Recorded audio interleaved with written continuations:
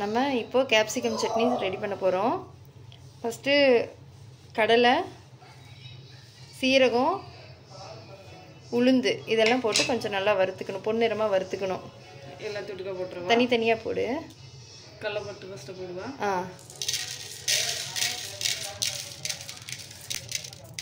போடுவா.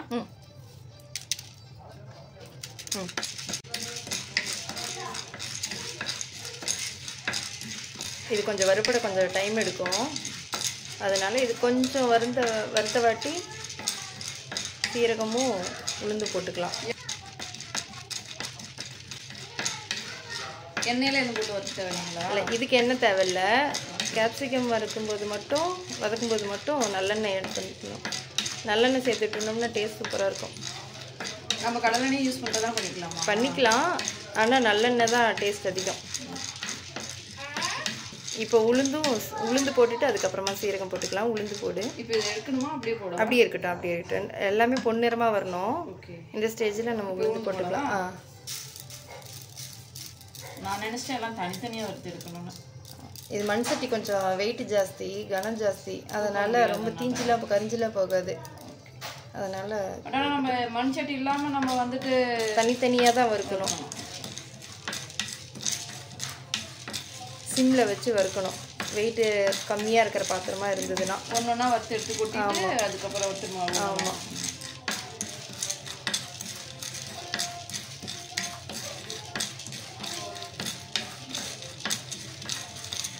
சீரகம்,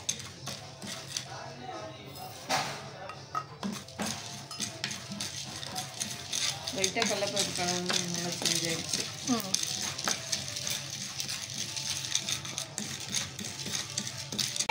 ஓகே, இப்போ எடுத்துடலாம்.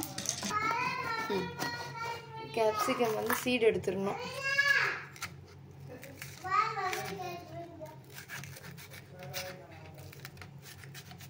சீடு காரம் அடிக்குமா என்ன தெரியல, இருந்தாலும் நான் எடுத்துருவேன்.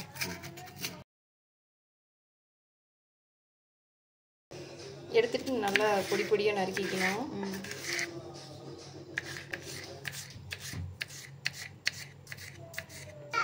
குடமிளகா, சின்ன வெங்காயம், இஞ்சி, பூண்டு எல்லாம் குட்டியாக நறுக்கியிருக்கு. இதை போட்டு நல்லா வதக்கிடணும். நல்லெண்ணெய் நல்லா தாராளமாக ஊற்றிக்கணும். குடமிளகா ஃபஸ்ட்டு குடமிளகா போட்டுட்டு நான் கொஞ்சம் வதங்கினாட்டி வெங்காயமும் பூண்டு போட்டுக்கலாம்.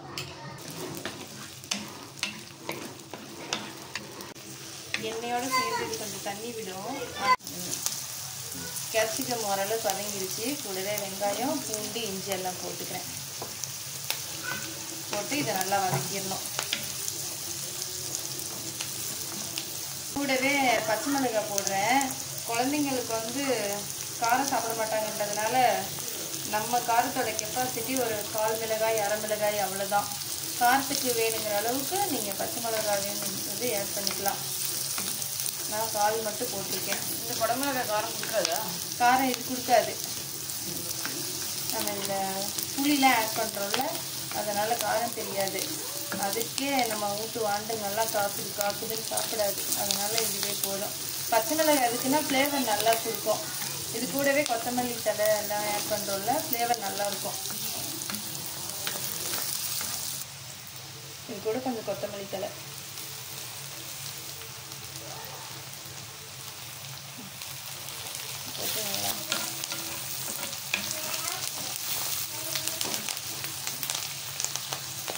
மண் சட்டியில் சமைக்கும் போது டேஸ்ட் எக்ஸ்ட்ரா பிடிக்கும்.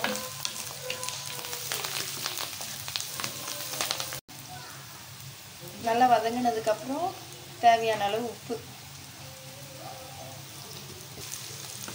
போட்டு வதக்கணும்னா இன்னும் நல்லா வதங்கிடும். இந்த சைஸுக்கு புளி, 2 கேப்சிகம், அதனால் இந்த சைஸுக்கு புளி. நான் தக்காளி போடலை. புளி போட்டால் டேஸ்ட் வித்தியாசமாக இருக்கும். தக்காளி போட்டால் டேஸ்ட் வேறு மாதிரி இருக்கும். நல்லா வதங்கிருச்சு. இப்போ தேங்காய் போட்டுட்டு அடுப்பை ஆஃப் பண்ணிவிட்டு ஆறுற வரைக்கும் வெயிட் பண்ணலாம். 2 கேப்சிகமுக்கு 1 மூடி அளவுக்கு தேங்காய் எடுத்திருக்கேன். போட்டு நல்லா வதக்கிட்டு அவ்வளோதான், அடுப்பு ஆஃப் பண்ணிடலாம். நம்ம அடுப்பு ஆஃப் பண்ணிட்டு இல்லையா? ஆஃப் பண்ணியாச்சு. 6 வரைக்கும் வெயிட் பண்ணுவோம். ஃபஸ்ட்டு இந்த வறுத்தது மட்டும் நல்லா நைஸாக அரைச்சிக்கணும். அப்புறமா வதக்கி வச்சுருக்க கேப்சிகம்லாம் போட்டு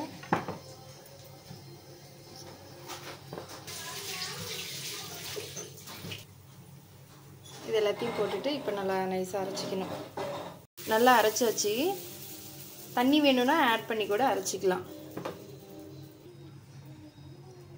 இப்போ தாளிப்பு போட்டுடலாம். நல்லெண்ணெயில் தான் தாளிப்பு பண்ணோம்.